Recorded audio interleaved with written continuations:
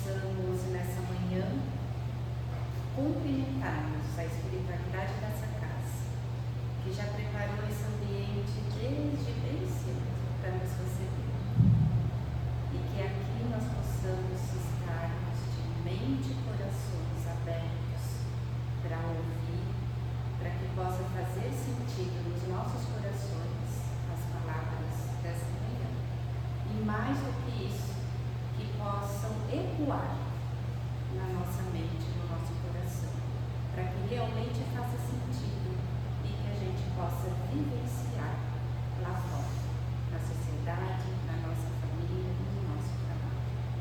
Assim seja. Graças a Deus. Pensando aí, final de ano, né? Quando a gente faz o balanço, 2025 para 2026, né? Então, esse evangelho, esse estudo da leitura desse livro que eu trouxe para a gente pensar juntos, né? É como se fosse é o que eu desejo para o próximo ano, né? Como se fizesse parte aí dos nossos projetos para o ano novo, para o novo ciclo. Então, do livro Pensamentos que Ajudam, do José Carlos de Luca, tem um capítulo que ele nomeia como Girassol. Aprenda então a não falar excessivamente de si mesmo, nem comente a própria dor. É indispensável criar pensamentos novos e disciplinar os lábios. Somente conseguiremos equilíbrio abrindo o coração ao sol da divindade.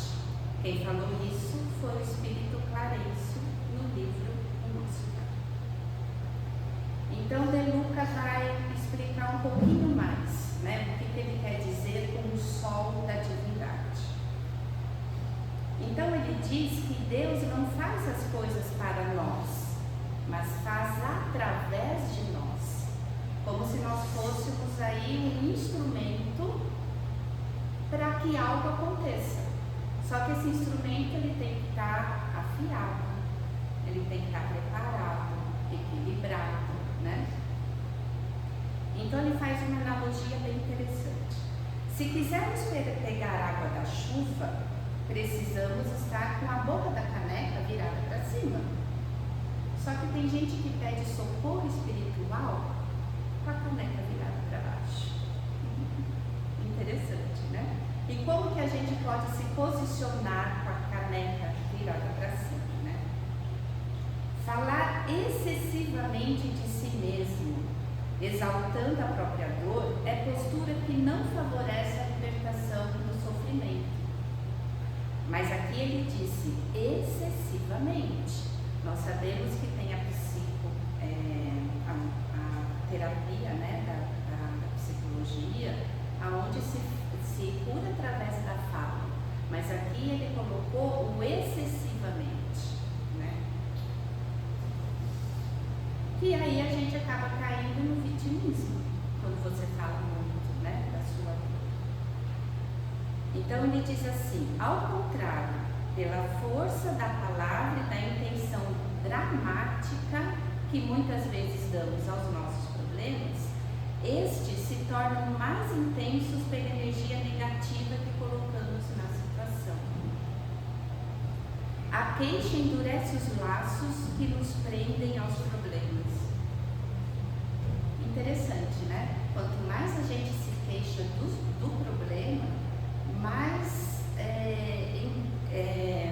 como que ele fala, mais endurecidos são esses laços. E quanto mais endurecido, mais difícil da gente quebrá-los, né? E às vezes são problemas que já foram resolvidos lá no passado e a gente arrasta esses problemas como se ainda estivessem por resolver, né? Por isso, a lição espiritual nos aconselha a disciplinar os lábios. Lembra da água da paz? Né? Que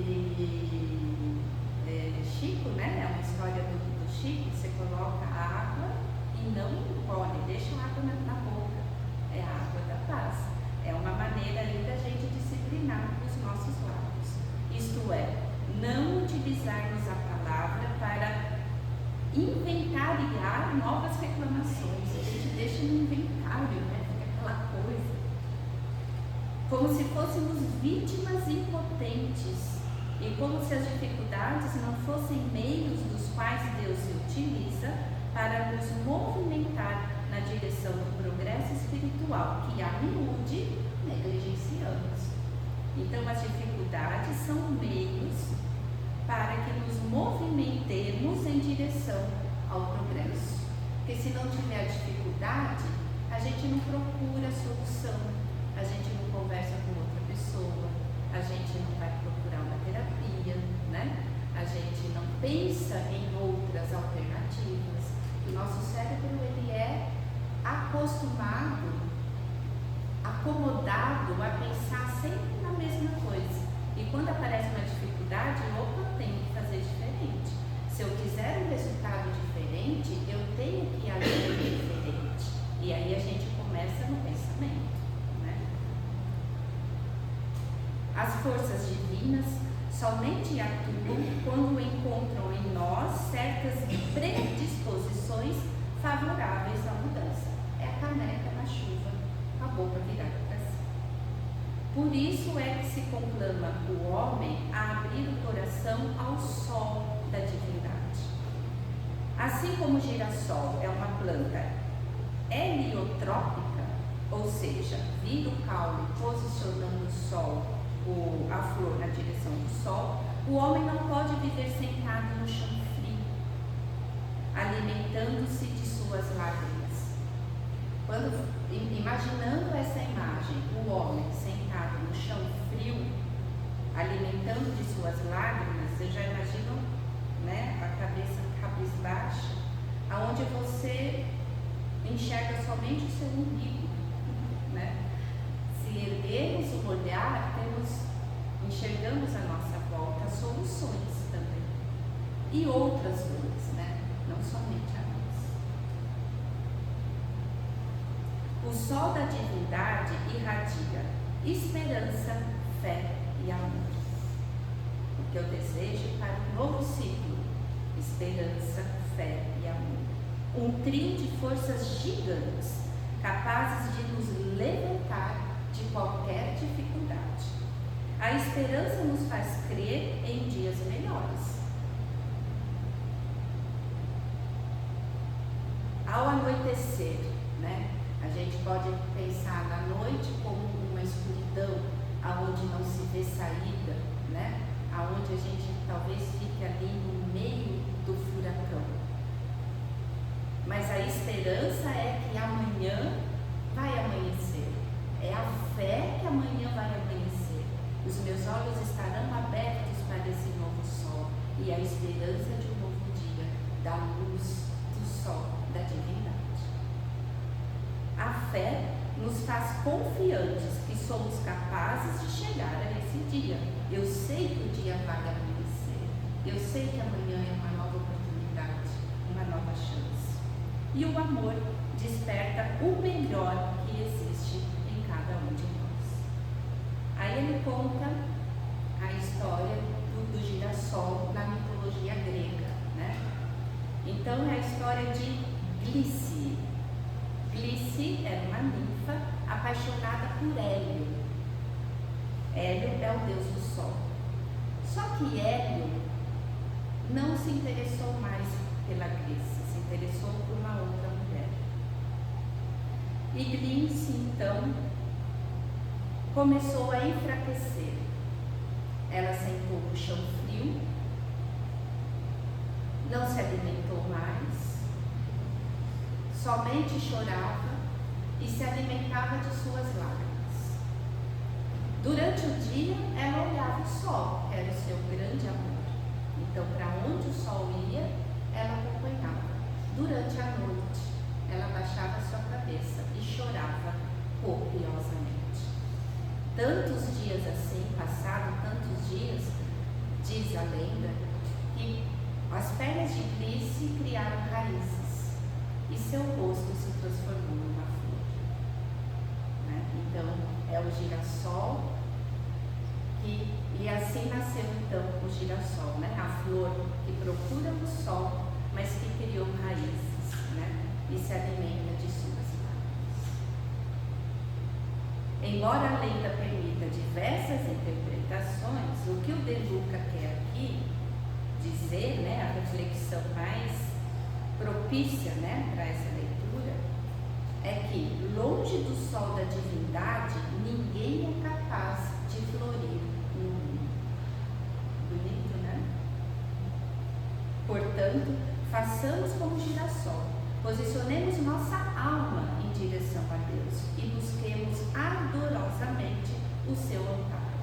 Isso será abandonar o fatalismo, abandonar quem tem tornado nossas noites reincidentes na tristeza, abandonar o costume de reclamar, abandonar a postura dos lábios, né, de falar de si excessivamente.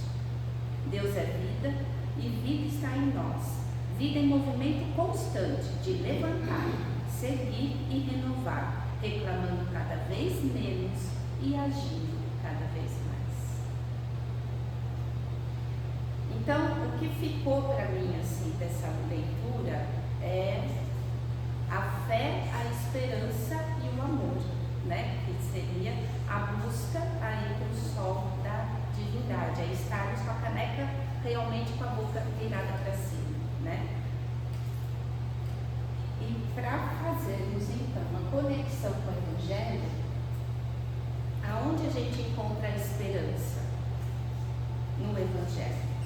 Capítulo 19, Instruções dos Espíritos, item 11, a fé, mãe da esperança e da caridade. Então eu peguei alguns trechinhos só. A esperança e a caridade são as consequências da fé. Essas três virtudes formam um trio inseparável. Não é a fé que dá a esperança de ver cumprir as promessas do Senhor? Pois, se não há fé, que esperança ter? Não é a fé que dá o amor? E se não há fé, que amor se pode ter? E que amor será esse? Né? Preguem através do exemplo, para transmitir aos homens a fé que possuem. Preguem pelo exemplo das boas obras, para que eles vejam o mérito da fé. Preguem através da esperança inabalável, para que os homens percebam a confiança que fortifica e ainda estimula a enfrentar as contrariedades da vida. Aí tem uma frase de Francisco de Assis que eu achei maravilhosa. Ele falou assim: divulgue o Evangelho e, se preciso, use palavras. Divulgue o Evangelho e, se preciso, use palavras. E o amor?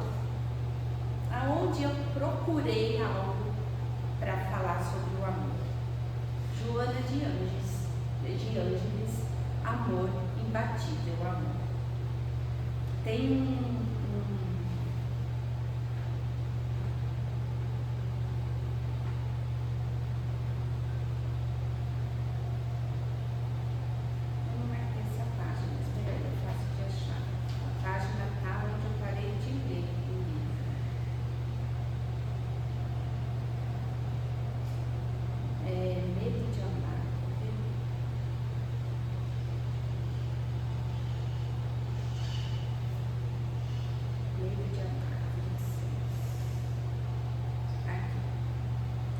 Joana vai falar que o amor é um mecanismo de libertação do ser, mediante o qual todos os revestimentos da aparência cedem lugar ao si profundo, despido dos atavismos físicos e mentais sob os quais o ego se esconde.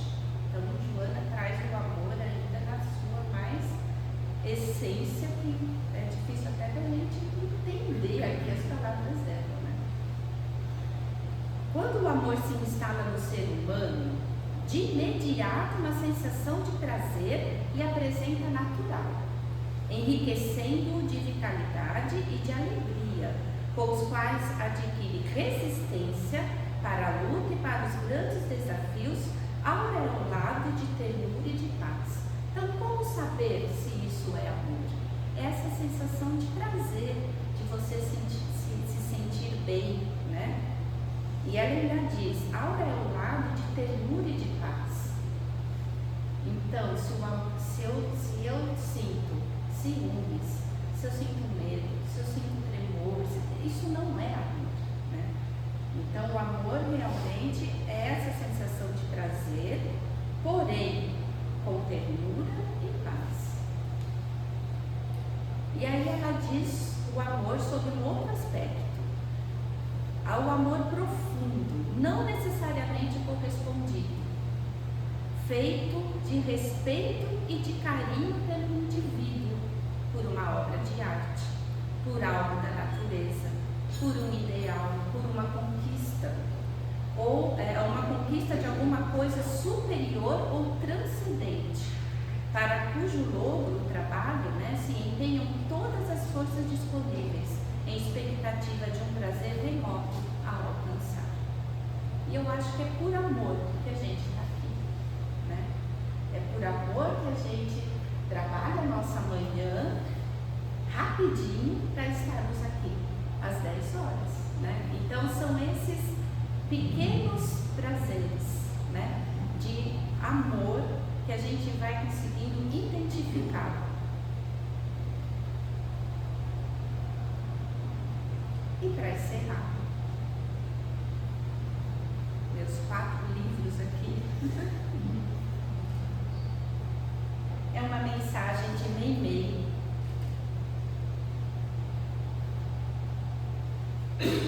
E aí eu já gostaria de finalizar com uma prece.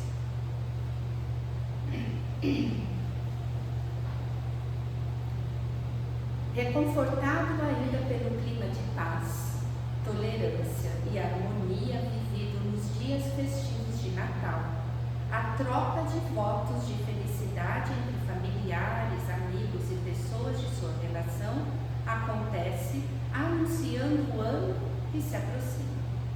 Feliz lembrança, meu amigo, há de poder felicitar alguém na passagem do ano. Porém, é bom lembrar que essa época é propícia para, após elevar uma prece de gratidão ao Altíssimo, avaliar o caminho percorrido, o uso que se faz dos talentos recebidos, valorizar as dádivas da natureza e ensaiar novos passos em direção à renovação de conceitos, para que a vida possa realmente recomeçar.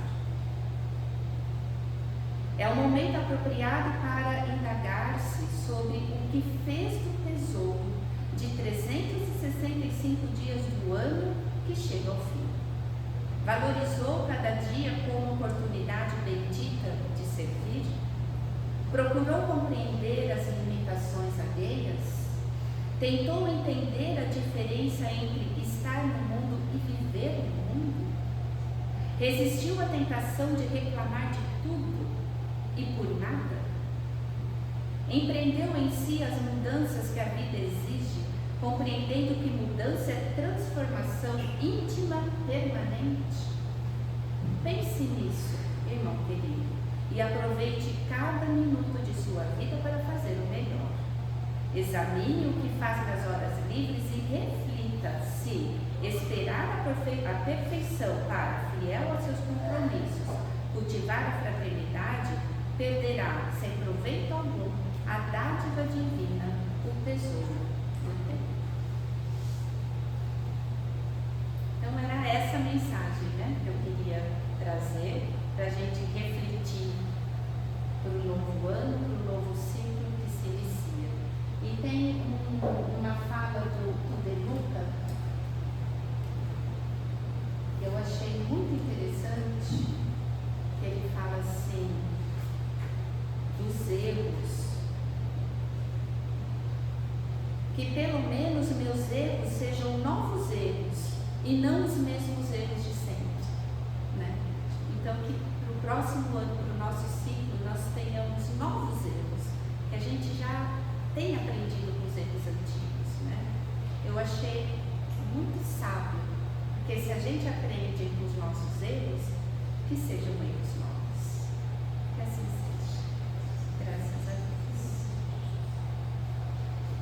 Então vamos encerrando esse domingo com essa mensagem tão linda de Meimei, esse espírito tão meio, tão amoroso,